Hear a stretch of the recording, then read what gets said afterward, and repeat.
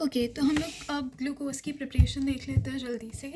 तो सबसे पहले हम लोगों का सुक्रोज से होता है। सुक्रोज एक ऑलिगोसैकेराइड है एंड उसमें अगर हम लोग उसका हाइड्रोलिसिस करते हैं तो ये ग्लूकोज और फ्रक्टोज में बदलता है, ठीक है।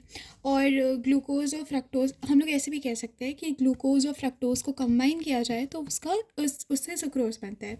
सेम ऐसे होता है दूसरा जो मेथड है, उसमें हम लोग स्टार्च से बना सकते हैं। एंड स्टार्च जो होता है एक पॉलीसेकेराइड होता है, तो उसमें मतलब एन नंबर ऑफ ये कार्बन ये जो है लाइक एक स्ट्रक्चर तो है बट इसमें लाइक बेसिकली बहुत सारे इसके यूनिट्स होते हैं। उसमें अगर हम लोगों ने हाइड्रोलिसिस किया, इसमें एन नंबर ऑफ हाइड्रोजन भी मॉलिक्यूल्स भी यूज़ हुए हैं for very very obvious reason. जितना ज़्यादा ये होगा उतना ज़्यादा ही पानी भी चाहिए होगा हाइड्रोलिसिस करने के लिए, एंड इससे एन नंबर ऑफ ग्लूकोज भी बनते हैं, ठीक है। तो ये ग्लूकोज का स्ट्रक्चर है। अब ऐसे starch is nothing but glucose with one molecule of hydrogen less, ठीक है। तो मतलब बेसिकली कुछ नहीं होता है। मतलब अगर जैसे हम लोग देखें तो ग्लूकोज का हम लोगों को पता है स्ट्रक्चर क्या होता है, C6H12O6, ठीक है।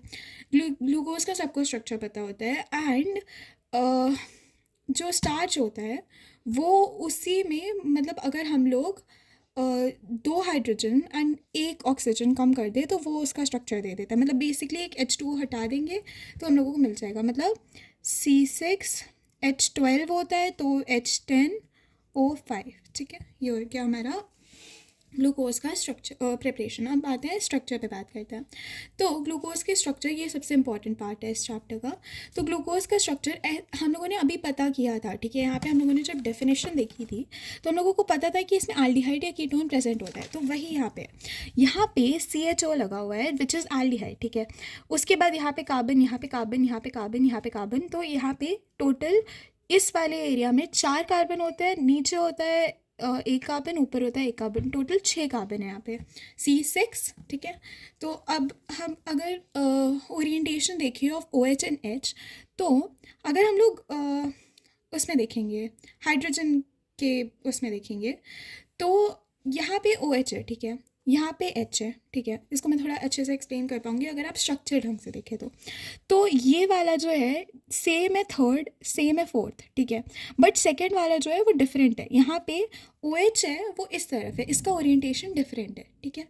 तो ये है प्लस डी ग्लूकोज का फॉर्मूला, ठीक है।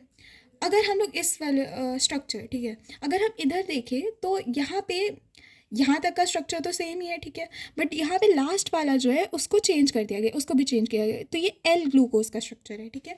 डी में क्या होता है, बस सेकंड वाला जो है ओरिएंटेशन वो चेंज होता है, और एल वाले में क्या होता है, लास्ट वाला भी चेंज होता है। अब अगर हम लोग देखें तो कई लोग इसमें कंफ्यूज हो जाते हैं कि जो डी और एल है वो डेक्स्ट्रो लीवो रोटेटरी की हम लोग बात करें, जो हम लोगों ने चैप्टर 1 में पढ़ा था ऑफ ऑर्गेनिक, ठीक है। बट यहाँ पे D and L do not represent dextro और laevo, but dextro and laevo is represented by plus and minus, ठीक है। दो प्लस और माइनस से डेक्स्ट्रो और लीवो पता किया जाता है। बट तो फिर ये डी एंड एल है क्या, तो डी और एल जो डी ग्लिसरैल्डिहाइड ये वाला जो फॉर्मूला गिवन है ये उसका वो है, ठीक है।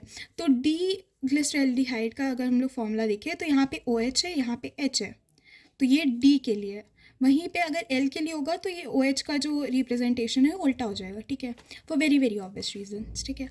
तो अब हम लोग देखते हैं पॉलीसेकेराइड क्या होता है, ठीक है। तो ये हम लोगों ने नॉर्मल हम लोगों के सेकेराइड्स देख लिए हैं, सब कुछ देख लिया है। पॉलीसेकेराइड जो होता है वो बेसिकली स्टार्च के पॉलीमर्स को कह सकते हैं, ठीक है। Polymer of alpha D glucose of 2 compounds, ठीक है। तो